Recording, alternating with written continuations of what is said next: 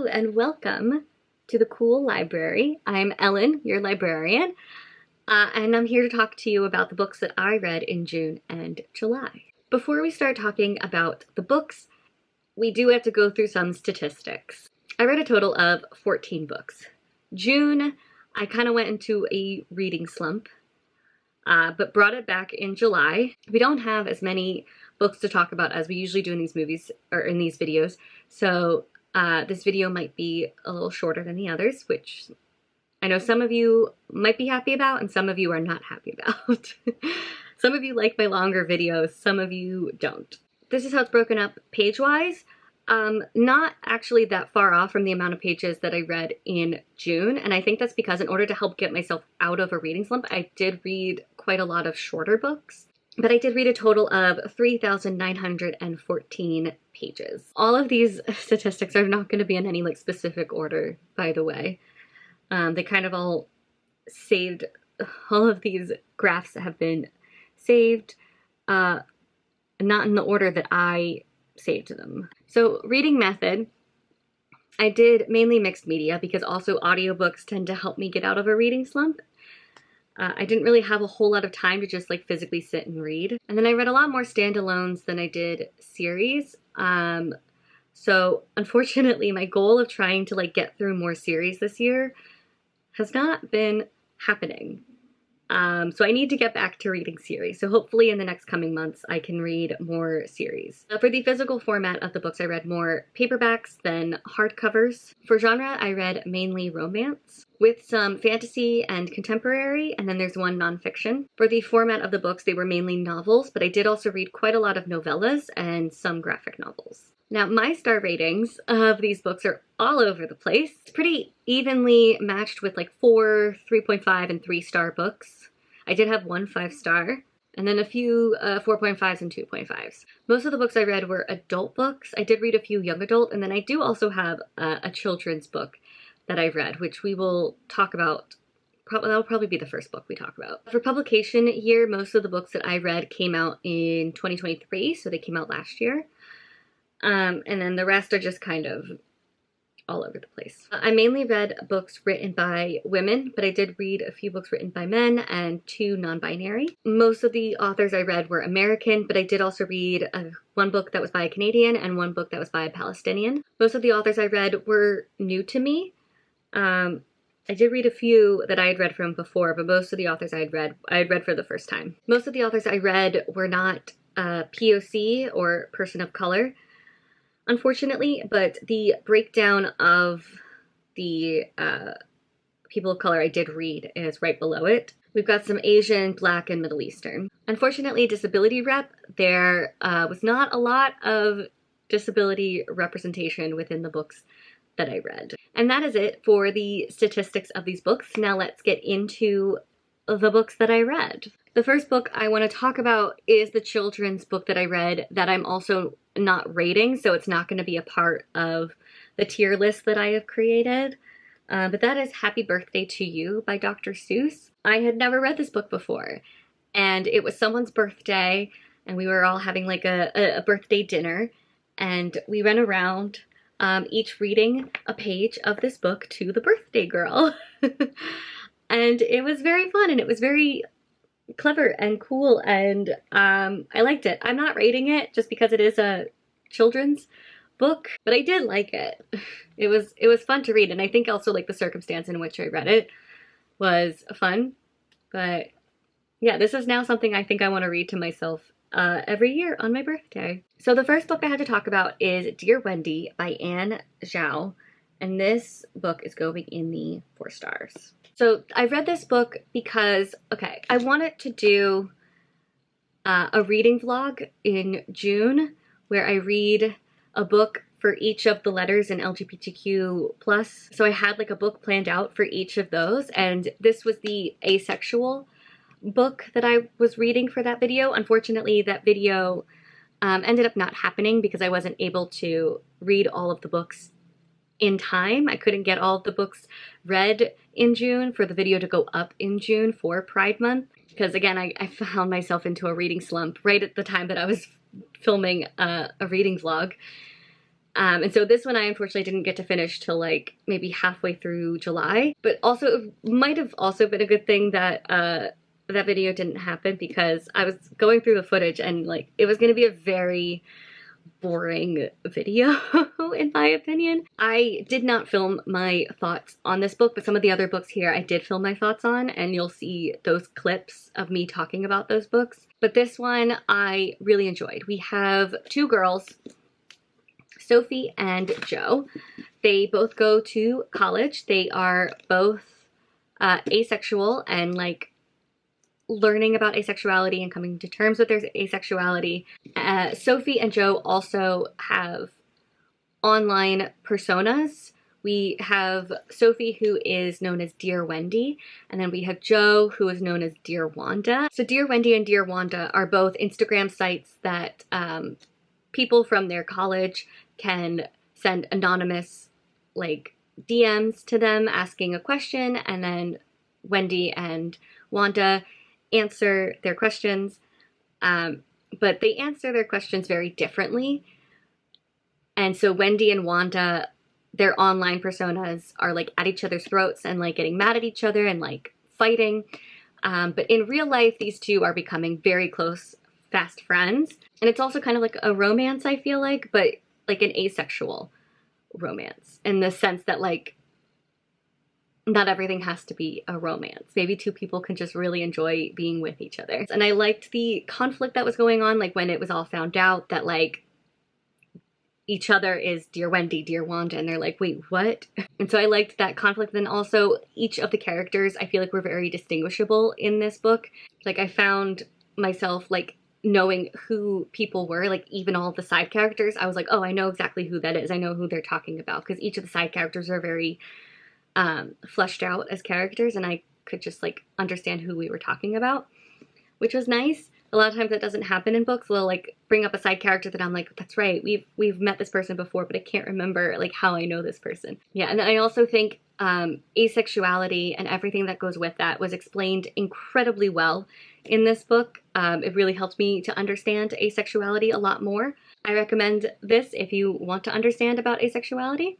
But yeah, so it was a 4-star and I liked it. So next we have The Deep Dark by Molly Knox Ostertag, which this one is also a 4-star book for me. So here it is. This is a graphic novel. This was also the lesbian pick for that Pride Month video that I wanted to do, but I also didn't get a chance to finish this one in time, unfortunately. I think I started it literally like the second to last day of June, and then didn't finish it till like beginning of July. It was quite a long graphic novel, a lot longer than I thought it was going to be. One of our characters is a lesbian. We have another character who is a transgender. This had like pretty much all of the LGBTQ stuff in it, but one of our main characters was lesbian, which is why I chose it for the lesbian choice. But this was really nice. I really like Molly Knox Ostertag. This is her second one that I have read. This was definitely more like fantasy and kind of involved, I almost said werewolves. It's not werewolves, but like it was interesting. I don't want to like give it away, but let me just, what if I read the back? That might help. So we have Magdalena Herrera. She's about to graduate from high school, but she already feels like an adult with serious responsibilities, caring for her ailing grandmother, working a part-time job, clandestine makeout sessions with a girl who has a boyfriend. And then there's her secret, which pulls her into the basement each night, drains her of energy, and leaves her bleeding. A secret that could hurt and even kill if it ever got out, like it did once before. So Mags keeps her head down, isolated in her small desert community. That is until her childhood friend Nessa comes back to town, bringing vivid memories of the past, an intoxicating glimpse of the future, and a secret of her own. I liked the artwork within it. It was very like black and white, and then every now and then you'd see color, which I surprisingly really liked. Normally I like to have color within my graphic novels, but I feel like it kind of worked with the story because some parts were color, some parts were not, and that really helped tell the story because it helped you see like what was present day, what was past. And I liked our characters. I liked the story we went on. I just don't think it really resonated with me as much as I wanted it to. And I don't think I really got sucked into the story as much as I wanted to, which is why it's not higher up, but I still really enjoyed it, which is why it's a 4-star. Okay, so the next book, I kind of need to talk about a bunch of them. I know it says Forked is next. Okay, so there are 3 books that are within this category here. So Forked, where did I put you? Forked, okay, Forked was a 2.5. Then we also have Sap and Spile, which was a 3.5. And then we have Unhinged, which was a 3. So I think the first one I'm going to talk about is Unhinged by Vera Valentine, because this was the first book I read that got me into this world, and now I am trapped and I can't get out. So this is a romance between a woman and her front door. And this book is told through the front door's perspective.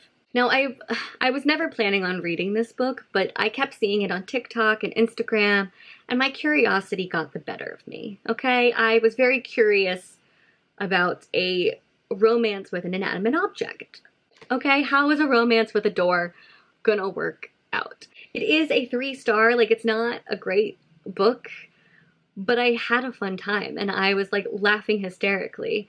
And I was also not expecting the actual plot that is within this book. It is not just a romance. There is a thriller plot going on with our main girl and her landlord, who is a predator. So I do also want to give warnings, which our author does give warnings in the beginning of this book, letting you know all the things, all the content stuff that is going on. But yeah, there is her landlord is a predator, and like she's his next victim, and the front door just wants to protect her. I think this was wild. I think it was super creative, honestly. And you know what? I didn't hate it. So that's that one. I then also picked up her other book, Sap and Spile, which is a romance between this woman and 2 tree men. Like they're men, but they're also trees. And I liked this one more than Unhinged. Don't ask me why. Again, laughing hysterically, also a little disturbed at certain times, but this does involve a threesome, which I was not expecting. I thought it was just going to be one tree, but it was 2 trees who are in like a gay relationship with each other, and then she comes along and now they're a throuple. But yeah, Sap and Spile, 3.5. Kind of liked it. Forked, this is by Ruth Cordello, so a different author. I didn't really enjoy this one as much, but this is a romance between a woman and her fork. And then this is also the first in a series. Second is Spooned, and then we have Knifed. I think for me, this one just had a few plot holes. And then also, I thought the whole point was, like, in order for the fork to become a human, she had to have sex with the fork, but she didn't have to have sex with the fork. And that's why I'm reading these books, is for the sex with inanimate objects. What is wrong with me? I don't know. But yeah, I have found myself in this world, and now I can't get out because my curiosity has gotten the best of me. But this one was just, I would say you can skip this one. Also, I think the main character of this one just annoyed the hell out of me. But I thought, like, it was really fun and creative in the sense that, like, this whole, like, silverware set is actually a bunch of World War II super soldiers who have been cursed by the government to become silverware. And they can't become human again until someone is intimate with these, like, this silverware. And so we have a fork that this girl is like really obsessed with. She's like obsessed with this one fork in the silverware thing. It's like her and him working together to try to find out what has happened to the rest of his buddies. What, like, that's the other thing too. It's like we know that they are the rest of the silverware. So I don't know why they keep having to like go and try and find out what happened. But I think like really it's just supposed to be like, why were they turned into silverware instead of like what's happened to his buddies when we know. I don't know. Anyway, these were okay books. But I will continue to read Vera Valentine. I did buy 4 of her other books, though. I'm currently reading the balloon animal one.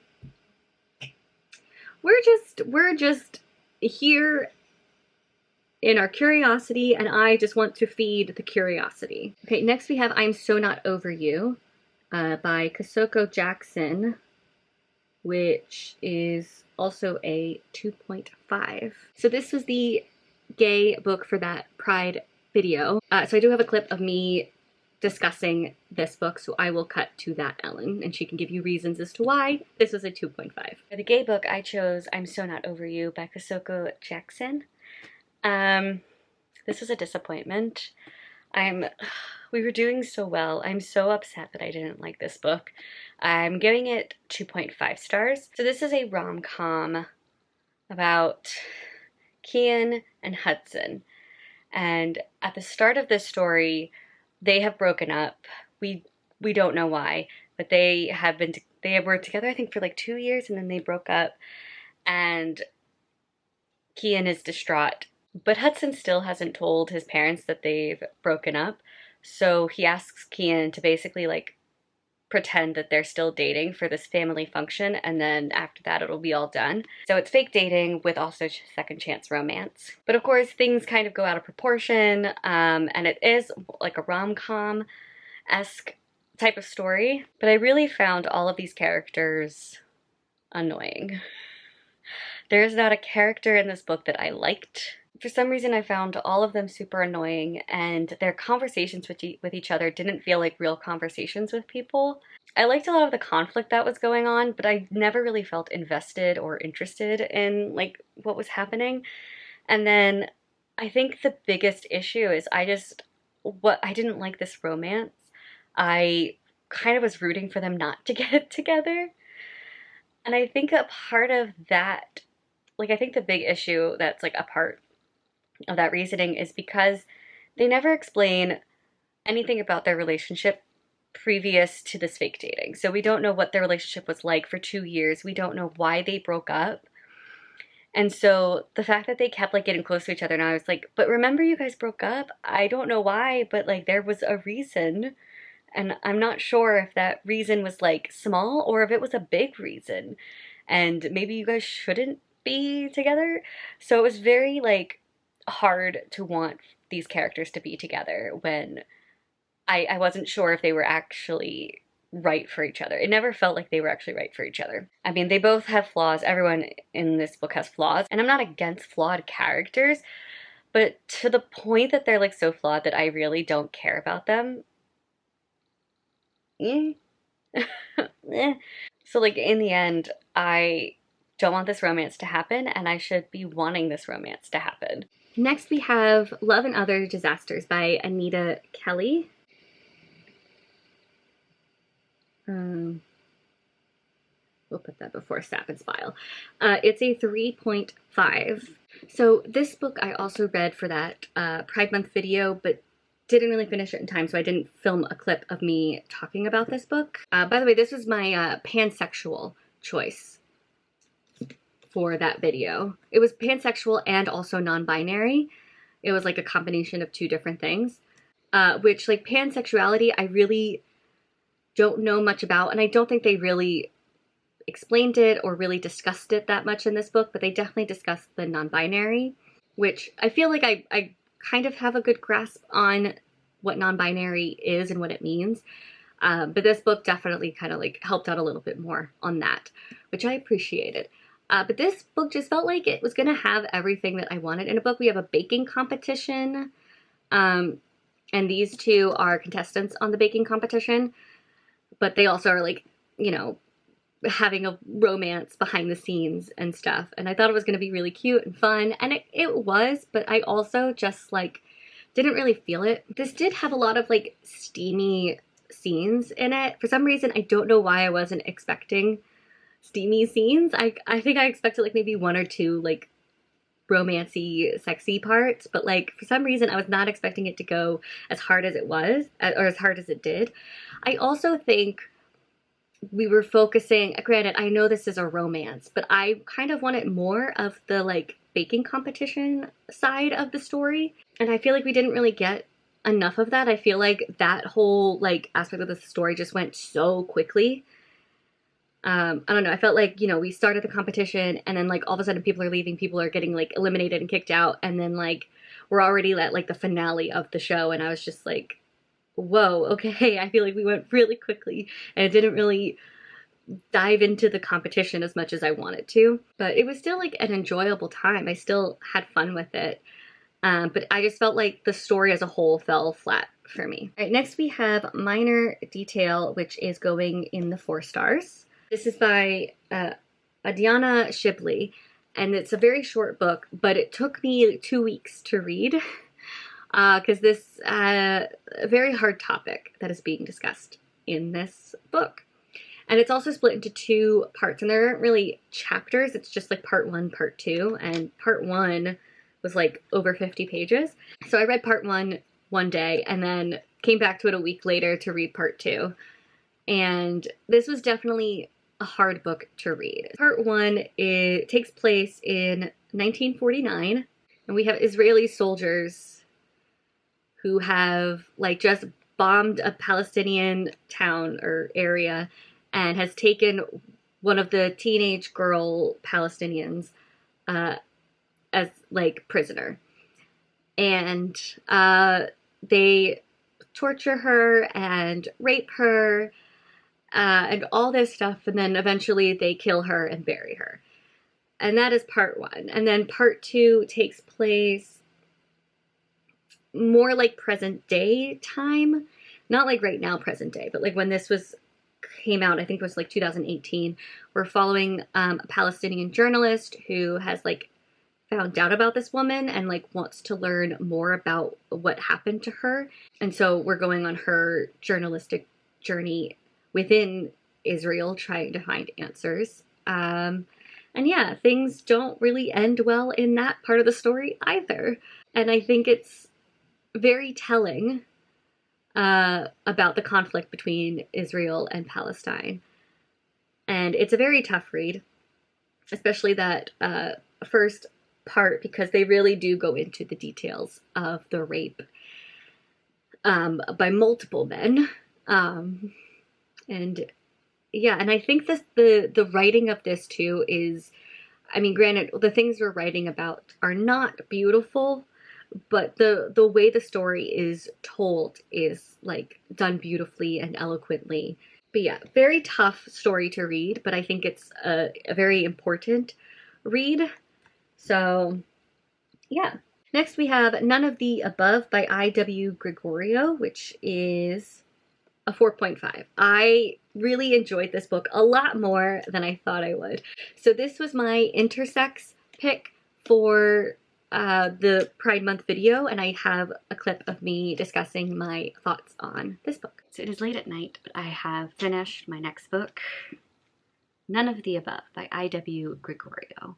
This book has a intersex main character, and intersex, I think, out of all of the letters is the one that I understand the least. So I was very excited, honestly, to get into this one. And I am happy to report that I really enjoyed this book a lot. I gave it 4.5 stars, but this is a YA contemporary with a little bit of romance in there. And we follow our main girl, I've already forgotten her name, sorry, Kristen Latimer, who I think she's like maybe 17 or 18, and she's the like track star at school. She just became homecoming queen. She has a boyfriend who she loves. She has like her best friends. She has like all this stuff, and she's got like the perfect teenage girl life. And then she goes to the gynecologist one day and finds out that she is intersex, which means that she has some male parts. I think in her specific case, she has 2 like very small balls, and she also doesn't have a womb. And then that kind of sends her on this path of learning about her new self, also dealing with the fact of students in the school finding out about it, especially her boyfriend, who does not take it very well. And now there's bullying within the school, and she also is like losing some of her friends, and it's just a whole ordeal. And she's also still trying to like figure all of this out. And I think our author did a really great job. I even read the author's note in the back, and she did, what is it? Like send drafts of this to people within the intersex community to make sure that she was portraying intersex people correctly. And I also liked what she says here is that it became clear to me that intersex was a perfect jumping off point for a discussion of tolerance, feminism, and gender essentialism. It begged so many questions. What does it mean to be a woman? What happens when you don't fit perfectly into the gender binary? And what role does your biology play, not only in who you love, but who loves you? Because there is also a little bit of romance in here, and kind of the different types of relationships that we have as well. But I think our author did a fantastic job. The story was compelling and interesting, and I honestly feel like I learned a lot. I was learning like as the character was learning. So I think I have just like a basic understanding of intersex. I feel like there's definitely a lot more to go into this, but coming out of it, I definitely understand a lot more, and I am honestly kind of excited to research a little bit more on intersex and maybe read some more intersex books, which I did find out another intersex book that I currently own and would love to read. So I might try and fit that in too. But I highly recommend checking out this book if you want to learn more about intersex. This really helps go through some of like the basic understanding of it. So next we have Page Boy by Elliot Page, which is going in the 3.5. So Elliot Page, if you don't know who he is an actor, transgender, and, you know, transitioned and came out as transgender while in the public eye, and this is his memoir about all of that. And this was my transgender pick for the Pride Month video, and cut to the clip of me discussing my thoughts on this book. Okay, I have read my next book, and the next one I read was my transgender book.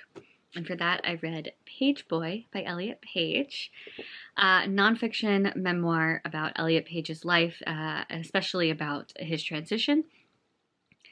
And I liked this. I gave it 3.5 stars. I really liked what was being said, and I liked how Elliot was very descriptive with what he was writing, and like the way he wrote definitely put you in those scenes. And it was also very eye-opening. I feel like I actually learned a lot. The only thing that's like bugging me, but it's not just like this book in general, it's like any book that does this. I've noticed a lot of memoirs tend to do this, and it's not exactly the way I like to read a story. But I wish that this was written chronologically, because when it's not written in chronological order, it's just like feels like it's all over the place, and it's kind of hard to follow. And it just feels a little disjointed. I felt like there were a couple times where I was a little confused or trying to catch myself up to speed. So I was like, where are we now in Elliot's timeline? I don't know. But I did like what I was reading. I think I would have liked it more if I read it in chronological order, though. Other than that, an enjoyable read. All right, next we have Spellbound by F.T. Lukens, which is a 3-star. Kind of upset because F.T. Lukens, I've like loved everything that they have written before, and this one was just kind of a letdown. I think because like I really wanted more of like a haunted house situation going on, and it wasn't really that. Like I thought it was gonna be more like haunted house, and it was more just like magic, which was fine. I don't know, a lot of this story just fell flat for me too. Why don't I tell you what this is about? So we have Edison Rooker, who goes by Rook in this video. He is not magic whatsoever, but his grandmother was magic. And he swears that he has magic in him, but like no one's been able to find it, and he hasn't been able to like do any magic. But he ends up becoming the apprentice to a magician, Antonia Hex. She's a very powerful sorceress. And she like takes him under her wing just because I believe like she knows his grandmother. But then there's this rival sorceress as well. Oh, Fable is her name. And she also has an apprentice by the name of Sun. and they're supposed to be like enemies and against each other, but the apprentices, Rook and Sun, are becoming friends and kind of like forming feelings for each other. But they go on these adventures trying to like fix magical things that are going on within the town. And there's also like a magical government that is being very like restrictive of certain things, and things get kind of like out of control. And it was like a fun time and I enjoyed it, but this is my least favorite of FT's books. I don't know, I just didn't really feel the romance in this one. I didn't really get attached to these characters or to this story. It just kind of, I was just kind of reading it to like get it done and over with rather than like feeling invested in the story. So it was okay, but not one I think I'll really look back on like her other, like their other books have been. Okay, so next we have The Ghost Keeper by Joanna Taylor. Which, oh my god, can we move this? Okay, there we go. Which is also a 4.5. I definitely liked this a lot more than I thought I was gonna like it as well. So we're following Dorian in this book. Dorian can see ghosts and can talk to them and is kind of like a ghost therapist, and he's helping the ghosts move on and transition from this world to the next world. But then something goes wrong. One of the ghosts, one of the children ghosts, has stolen the key to the door that leads to the other world. And so now all the ghosts are trapped here and wreaking havoc on the town. And everyone's just like really mad at ghosts and trying to like get rid of them while Dorian is trying to save them.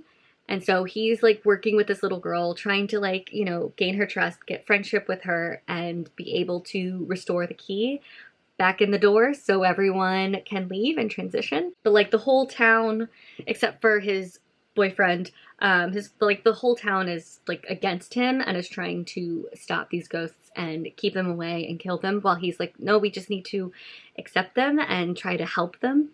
And it was very nice. You know, this was like very much like cozy fantasy paranormal vibes, and I very much enjoyed this a lot.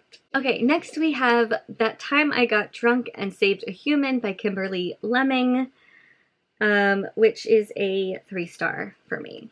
This is the third and maybe final book in this series. I don't know. Kimberly has said that she is not done with this series, but I haven't heard of any other books coming out in this series, so I don't know. Maybe there'll be more. If there are more, I don't think I'm gonna continue. I think this is the last one for me, just because all of these books have been very average. They've been like enjoyable, but also just like I don't really care. I'm just reading them because I like their titles. Okay, let me read like the little synopsis that we have here. But a spirited young woman with a penchant for adventure finds herself locked away in a dragon's tower and realizes that fate has a peculiar sense of humor when it comes to her romantic prospects, in the sweet, steamy, and laugh-out-loud tale from the new star of rom-com fantasy. So this was just, like, okay. It definitely was not as steamy as the other two books. At least I don't really remember the steamy parts, if there were. But this was another book that I just was, like, reading just to get through it. Wasn't really caring about what was happening to any of these characters, but I did like that we got, you know, some of the characters from the previous books within this one. But I liked the whole thing of like, for the other two books, I liked that we were getting the human female's perspective. And it was like mainly her journey, but in this book it was mainly his journey. And I forget, oh yeah, he's a dragon, but we're mainly getting his point of view on like the romance with the human. And so I kind of didn't really like the switch up there. This one we were going back and forth between both perspectives. Yeah, I don't know. This one just didn't really do it for me. And I don't think this series really does it for me. I think I've very much learned that monster romances I'm not into. And the last book I have to talk about is You Again by Kate Goldbeck. And as we can all pretty much guess, it's my 5-star book of the video. This was my bisexual pick for that Pride Month video, and I have a whole clip of me raving and gushing about this book, so we can all watch that clip. For the bisexual book, I read You Again by Kate Goldbeck, and I'm happy to report that we are starting off with a 5-star book. I'm so happy. I loved this so much. We have Ari and Josh. They don't meet on good terms. I think like the first 3 times that they meet and run into each other, it's never good. Like, this is an enemies to friends to lovers. It's also a grumpy sunshine romance. She's very carefree, and he is very like stuck in the mud and like never smiles kind of guy. But then eventually she is going through a divorce with her wife and runs into Josh again, and they're both kind of going through some not great times, so they cling to each other and become friends. Surprisingly, even though they have like not liked each other. And then they start developing feelings, but our main girl Ari is very much like, how can I get myself into a relationship when I'm still grieving my past relationship, her divorce? And he just like dealing with the fact that like he's never had feelings for someone like this, and he doesn't know what to do with it. And it's very realistic, I feel like, because these two love to fight. They fight a lot. So if that's not something you can handle, maybe this book isn't for you, but I thought it really added to the story and honestly kind of made it better for me. And the other thing too that I really loved, so our author definitely took inspiration from Nora Ephron, especially for When Harry Met Sally, which is one of my favorite rom-coms, and this definitely had those vibes. As you can tell by the cover as well. I'm also just really happy because this was a 5-star prediction for me. And lately I have not been doing well with my 5-star predictions, but this was a 5-star prediction. And there you have it. Those are the books that I read in June and July, and the order in which I have liked them. So my least favorite was I'm So Not Over You, and then my favorite was You Again. Really loved that book a lot. Yeah, and that is it for this video. I did this same thing with my movies and my TV shows that I watched in the months of June and July. That wrap up is linked down below if you want to watch that as well. And that is it. I will see you guys later with more videos. Hopefully I can get a couple of reading vlogs out in time and not, you know, not finish reading those books for those videos. But I will see you guys later. Bye.